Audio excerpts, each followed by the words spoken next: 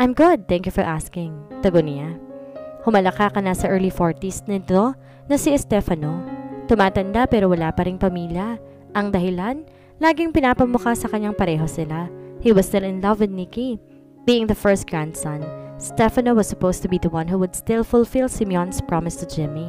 He was supposed to be Nikki's groom, however, maagang pinakita ni Stefano ang totoo nitong ugali. He was clingy, and at his young age of 25, halos palubugin ito ang pamilya sa kasusugal nito. Simeon was disappointed. He realized that leaving their business to such a kind of incompetent and good-for-nothing man won't only jeopardize everything he and their eldest had worked so hard for, but Jimmy's grandchild would suffer as well. At di gaanong buhay ang pinangako nito kay Jimmy. So he was having reconsiderations if she should wait for the men, much younger than Clint. It was just that Liam's father, Ralph, was found ill of cancer. Before he died, he came out clean of his secret na may anak ito. Upon his passing, Liam was acknowledged as a Diyos, much to the disappointment of Ralph's siblings. Pero wala naman magagawa ang mga ito sa pasya ni Simeon. A couple of years later, kahit estudyante pa lang, kinakitaan na ng talino, abilidad, at pagiging responsable si Liam. Just the same, Stefano continued to be a disappointment. Naging kampante at gahaman ito dahil sa kasiguruduhan nitong ito ang magmamana ng malaking bahagi ng kanilang kabuhayan. But before everyone knew it, napagpasya ni Simeon na baguhin na nakasaad sa sarili nitong sinumpaan. At ang lahat para kay Stefano, binigay nito kay Liam. Bagay na labis, tinutulan ng lahat ng anak at kaapu-apuhan. Ngunit sa kanilang pamilya, batas ang salita nito. Everyone was shocked when the bastard child got the favor of the old man. Pero hindi ito binigo ni Liam. Kasing kakayahan niya ang kanyang ama na si Ralph na kung di namatay ng maaga maging kasunod ng chairman ng The Joseph Companies hanggang sa maging handa ang sunod na linya. Hindi pinilit ang pagmamahalan ni Liam at Nikki sa kabila ng kasunduan. Natural na umibig sila at pumayag sa kasal dahil gusto nilang gugulin ang kanilang buhay na magkasama at nangyaring trahedya. Enjoy what you have now, Liam. Di magtatagal mawawala rin ang kayabangan mong yan. Mapait at tulad ni Stefano tapos tumawa. Ilang buwan na lang at babalik ka na sa pusaling pinanggalingan mo. Liam smirked. First off, bastardo man, isa siyang turing na Diyos. Pangalawang ini-expect ito na kusa siyang mawawala. Pagkalipas ng ilang buwan, hindi mangyayari. In Simeon's last will, he said that Liam must step down from being the chairman if he would fail to marry the surviving sister of Nikki when he turns 35. He was already 35 and had married Samantha when he was just 29. Nagawa ni Liam na iyon sa will ng lolo nila. However, everyone did not know about it. Dahil ang alam ng mga ito nawawalang kay sa isang kapatid na babae ni Nikki. She was last seen when her family was laid to rest. Pagkatapos wala na ulit nakakita kay Samantha, maliban kay Simeon at Cordelia. Walang nakaalam na kinupkop ni Liam sa Samantha at pinalaki sa lugar at sirkumstansya na hindi ito makakadaupang palad ng sino man sa kanyang pamilya. Bakit kailangan nilang itago si Samantha? Dahil alam nilang isa sa pamilya nila ang may kagagawan sa trahedyang sinapit ng mga estrada. Because he knew that someone out there would do everything to pull him down and they might just use Samantha against him. Maybe until the last minute or not at all. Matagal naman ang handa ang lawyers sa bagay na gamitin laban sa kanya pagdating ng 36 niyang kaarawan.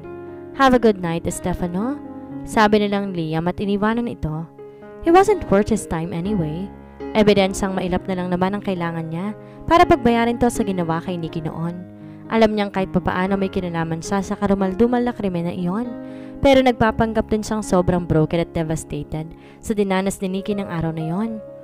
Hindi niya hahayaang lumipas ang kanyang buhay nang di na ibibigay kay Nikki ang hustisyang nararapat sa kanya. Sa ngayon, kailangan niyang protektahan si Samantha sa kasamaan at kasakiman ng ilang taong malapit sa kanya. What did you find out about Rollin Aquino? Tanong ni Liam kay Harold nang dumating siya sa opisina ng sumunod na araw. His family owns a textile company, sir. Currently, siya ang Vice President of Operations. His friendship with Mrs. De Jos dates back when they were still in high school. So they were really close. Stop! Inis na pigil ni Liam. I didn't tell you to validate the relationship to me. Sorry, sir. Hindi ni Liam maintindihan ang pangangailangan niya sa mga yon. For future use, perhaps? Ang alam lang niya mabigat ang loob niya sa lalaki. How dare he touch his wife? Kailan? His mind asked him. Nung lasing ito at inalalayan to ni Samantha? That was the only time that he'd seen together with his wife. At mukhang wala ito sa tamang huwisyo dala ng kalasingan. And yet, something inside him wanted to break his face for being that close to Samantha. Ang eksenang ganun to kalapit sa asawa niya, paulit-ulit niyang nakikita sa isip niya habang kasama mga kamiting niya. Learning that she did not come home was the last thread of his right mind to snap. Sumugod siya sa condo unit ni Selena Torralba para pauwiin si Samantha. Yes, alam ni Liam na nasa kaibigan nitong babae ang asawa niya. But still, the first thing that came out of his mouth was an accusation to Samantha having a lover na kung tutuusin, kahit halimbawa ay totoo naman, wala naman dapat siyang pakialam, diba? Samantha was his wife, yes, but he was not in love with her. Wala dapat siyang pakialam. Kaya hindi niya maintindihan ang galit niya. All he knew was he was mad. Dumagdag pa sa irita niya ang malakas na loob ng traffic enforcer na mangikil sa 10 oras ng gabi. Kung di maagap na namagitan ng bodyguards niya, baka siya pa makasuhan ng assault. Private place niya ang pagdala kay Samantha sa unit niya. Sa ilang kadahilan na natagpuan niya ang kanyang sariling iniipit sa Samantha sa mga dingding ng elevator. Ang kanyang nerbiyos ay pumipintig na parabang sasabog dahil sa isang nakalilitong emosyon sa kanilang nararamdaman, ngunit hindi niya mapangalanan. At ang isang malakas sa paghihimok na kailangan niyang parusahan siya ng isang halik ay halos magkatotoo kung hindi niya napigilan ang sarili. Namatahimik na siya, humingi ito ng tawad sa kanya, pero hindi niya napigilan ang sariling yakapin siya. Ang mga luhang biglang bumuhos sa kanyang mga matay, labis siyang nasaktan. At ang kakaibang halik na yun kanyang ulo, nagsunog ng pagnanasa sa loob niya. Nang gabing iyon, kinastigo ni Liam ang sarili dahil sa hindi makatwirang pagkarito. Matagal tinitigan ang larawan ni Nikki bago natulog sa sofa. At gayon pa man na ipikit ang mga mata, pamilyar na orbs na nakita niya hindi kulay abo, gaya na nasa litrato kundi tsokolate. Kinabukasan, maaga siyang umalis para bisitahin ang libingan ni Nikki. Papasok daw siya sa trabaho sa hapon, pero napagpasya niyang hindi niya kayang durugin ang puso ng kanyang lola. Sa kanyang pamilya, ito lang ang nagmamahal sa kanya. Hindi pa ba niya pagbibigyan? Besides, going to the party helped him clear his mind. Kahit paano nawala sa isipan niya ang kalituhang nararamdaman niya. Pero ngayong araw, kailangan niyang harapin muli. Is Samantha already around? Tanong ni Liam habang binabasa ni Harold sa kanyang schedules niya sa araw na yon. Yes, sir. Send her home. Tell her not to come home for week. Sir? Tila naguluhan si Harold. Just do what I say. What reason would I tell her? Come up with something reasonable. Right. Perhaps that was a good decision. Baka kapag hindi niya ito nakita ng ilang araw, mawala ang kalituhan niya. Aminado siya pero tumanggi siyang aminin ang katotohanan. Hindi siya dayuhan sa pakiramdam na iyon. Alam niya kung ano yon, kung anong ibig sabihin to. Pero hindi niya kayang hayaan ang sarili niyang libangin ang pakiramdam na iyon. Hindi po pwede. Hindi malaman ni Samantha kung ikatutuwa niya o ikalulungkot na pinagpapahinga siya ni Liam. Kahit mukhang okay yon para makalimot siya, ay nararamdaman niyang masama ang loob niya that after what happened the other night, hindi siya ni Liam kinausap. And now he wanted to take a rest? Did she ask for it? Hindi naman, diba? Pero hindi naman niya makuhang umapela. Ano ang sasabihin niya kung sakali? Kaya naman sumunod na lang siya sa gusto nito at umuwi na lang. Maybe something good and beneficial would come out of that move from Liam. Nagtaka pa si Uncle Danny na nagpasundo sa kanya. Pero siguro na magkausap ito sa Liam, nauunawaan na rin ito. Ito pa mismo ang sumundo sa kanya mula sa opisina. Did Liam tell you why he suddenly wanted me to take a vacation, Uncle Danny? Tanong ni Samantha nang lula na siya ng kotse. Hindi, Miss Samantha, pero nabanggit niya na pagbabakasyonin ka. Meron ka bang gustong puntahan? Out of town, out of the country? She pouted. Wala po, hindi naman ako humingi ng bakasyon. Uncle, isa pa, busy ang mga kaibigan ko. Walang sasama sa akin. Unless you and Auntie Minerva would join me. I might just consider going out of town, Ania. Thinking about it, baka nga po pwede siyang mamasyal kasama ang dalawang matanda. Umiling si Uncle Danny. Miss Samantha, about your friend Mr. Rollin Aquino?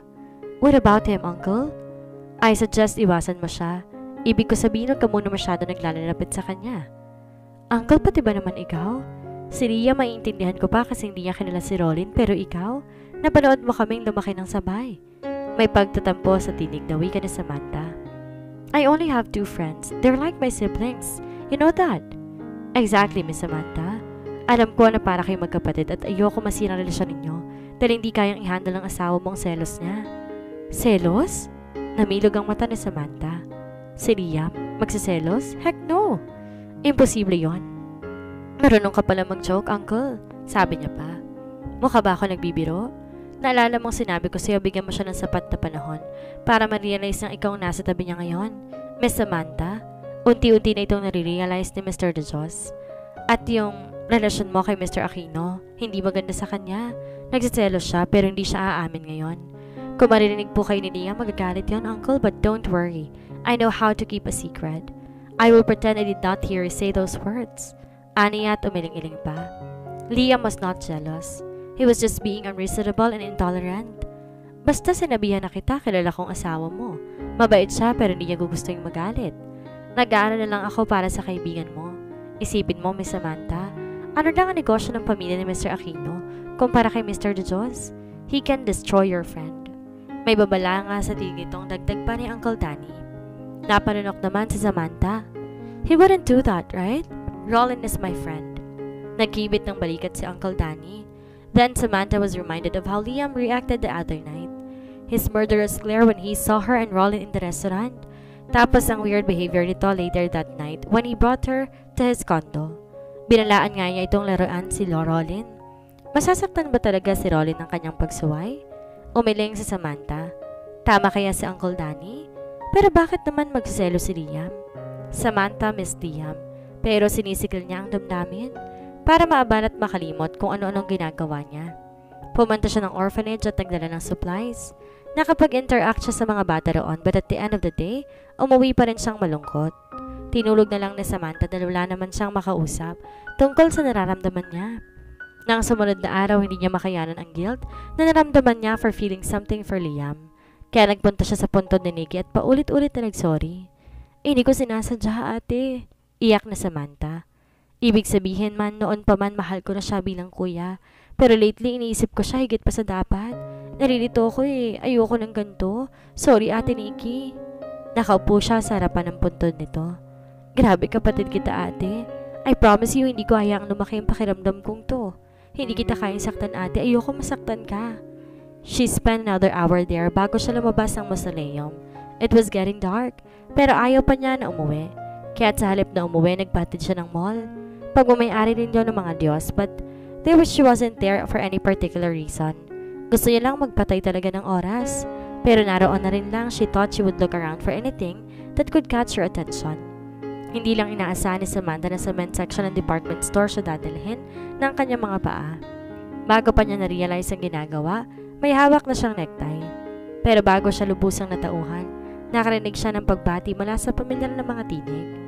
Fancy to see you here, Samantha. Nakangising bati ni Wendell sa kanya. Behind her were Ashley and Leonie. Kailan pa nito opisyal na naging alipores ang dalawa? Bumibili ka ba ng regalo para sa sugar daddy mo, Samantha? Ashley asked, nanunuya. Ano pa nga ba? Alangan namang siya ang magsuot niyan. Leonie mocked. Ngumiti si Samantha sa tatlo bago ibinalik ang hawak na necktie sa display. Anong ginagawa niyo rito? Sa pagkakaalam ko, ang mall na ito'y pagmamayari ng mga De Jos. I am surprised, hindi kayo banned? Sabi niya. Tinapatan ng yabang ang pangot niya ng mga ito. Tumawa si Wendy, pasosyal na nakakainis. What made you think na ibaban kami? Dahil sa'yo? Come on! Kahit kalubuhin pa kita ngayon, malaya pa rin ako makakapunta sa mga pagmamayari ni Liam. Because you know what? We're okay. Naningkit ang mata ni Samantha. Talaga ba? Kibit balikat niya pero nagpupuyos ang kalooban. Enjoy your shopping then? Akma siyang aalis pero hinarang siya ng mga alipores nito. I don't have time to waste with you. Aniya. Samantha, nawalan kami ng trabaho dahil sa'yo. Sa tingin mo, ganun-ganun na lamang yon? Ani Leonie. Lintik lang walang ganti, Samantha. Sabi naman ni Ashley. Okay, move. Utos naman ni Wendy na nasa likuran niya. What are you going to do? Nababagot na pinaikutan ni Samantha ang mga mata ng tatlo. Ginagantihan niyo ako? There are a lot of cameras in this place. Ayaw niyo ba talagang mabuhay? Hindi kami kasing bobo ng iniisip mo. Lakad! Samantha obliged para lang di makaagaw ng pansin sa ibang shoppers. Totoo naman ang sinasabi niya, tadtad ng CCTV ang lugar. Kahit isang panig ng mall siya nito dalhin ng mga to, may makakakita pa rin sa kanila. Kaya lang umabot na sila sa parking area at hindi sa palapag na yun naroon na naghihintay na namang driver niya sa kanya. Where are you bringing me? She asked. Don't ask. Tugon lang ni Wendy na tinulak siya papasok sa binuksan nitong kotse. Makikita na sa camera na kayong huling kasama ko. She warned. Hindi ba kayo natatakot?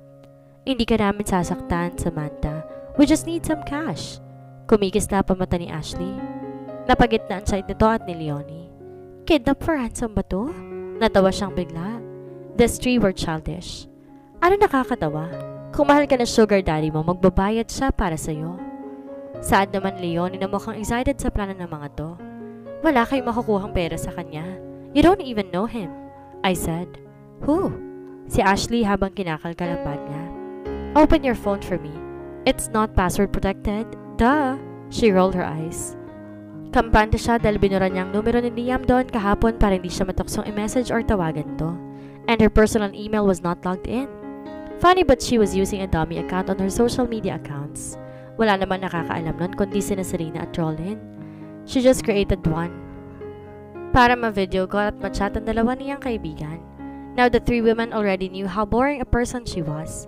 Who doesn't lock their phone? Me! Parunutil pa niya. I can't believe you. Di naman to mahirapan kung sakali. 4 lang naman nasa contact list niya. Si Uncle Danny, Auntie Minerva, si Serena at si Rollin. Kung isasama pa ang di pa niya nasasave na numero ni Harold, then pang 5 ito. Nasaan ang numero ng sugar daddy mo? Nasa mukha ni Ashley ang di pagkapaniwala sa nakitang maikling listahan. Ito bang Uncle Danny? O itong Rollin? Come on, just call them. Irritabling ani Wendy na siyang driver nila. Pinabayaan niya mga to. Nag-aalala lang siya ng kaunti kay Uncle Danny baka kasi mag-report to kay Liam na di malabong mangyari. Samantha, don't call. Umalingangaw ang malakas na boses ni Rollin sa kotse. Naka-loudspeaker ang unang tawag na ginawa ni Ashley. Di niya napigilang matawa. Base sa hindi naputol agad na tawag, may kaulayaw na naman ang kaibigan niya. That couldn't be your sugar daddy, right?